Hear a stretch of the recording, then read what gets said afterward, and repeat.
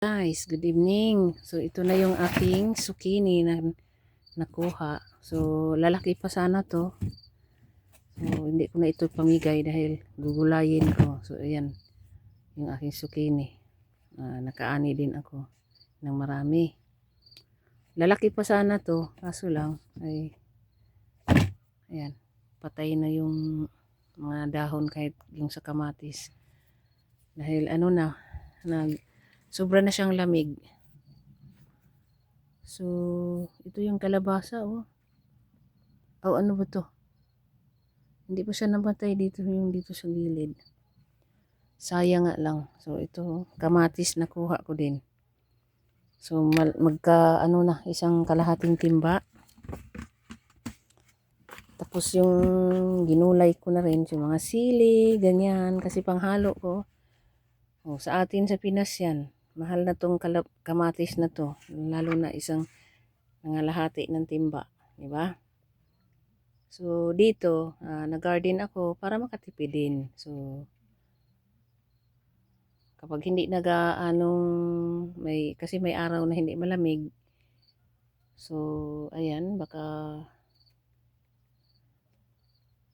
magtatanim ako ng hindi ko alam.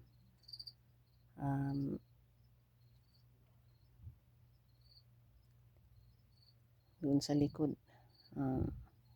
Bawang. So, itry ko. So, kahit isang plat lang. So, yun lang guys. At have a good evening sa lahat. Dahil meron na akong panglasa. Meron akong sili. Meron pa ako sa loob. So, marami akong kamatis doon nang nakuha na marami pa akong kamatis. So, ayan.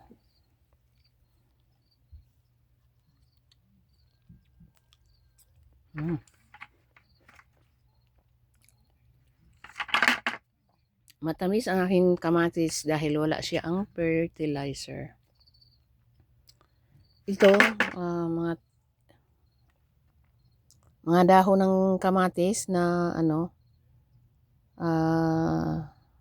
dahil namatay na siya. Gugupitin ko siya kasi bawat taon, gugupitin ko siya ng maiksi. So maging maging pataba. So each year, marami na akong pataba dito lang. So ayan. Dito, hinayaan ko lang siya na sila dito na mabulok. So yun ang ginagawa ko. So ayan yung dahon. So maging yun sila pataba Kasi kagaya niyan. Hindi ako magbili ng ng decompose kasi mayroon kami sarili. Ako naman kasi ilalagay ko doon sa likod. So ayan. So maging pataba yan, kagaya niyan. Pag sumulang malamig, maging crispy na siya, Maging lupa, pataba na yan.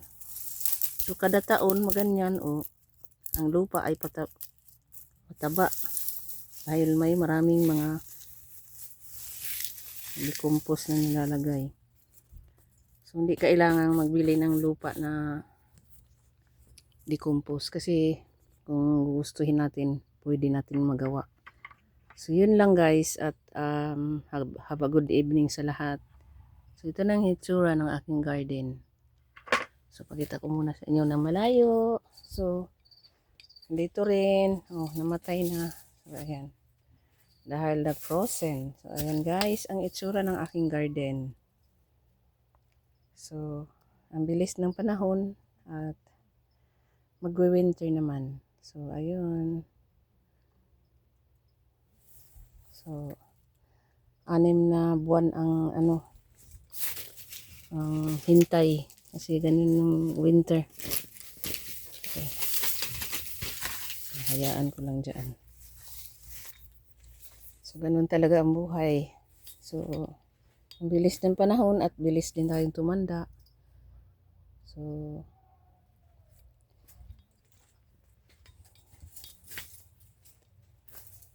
hinihiling ko lang lagi sa Panginoon na maging malakas ang aking katawan kahit hindi tayo mayaman.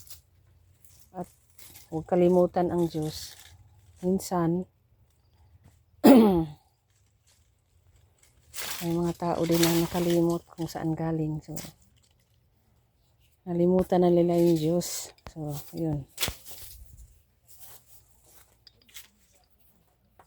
Ako hindi, lagi kong pinagdasal at hinihingi lagi sa Diyos na tulungan ako sa lahat ng mga pagsubok sa buhay. Yun lang guys, at have a good evening sa lahat. Yan ang aking zucchini, ang kamatis,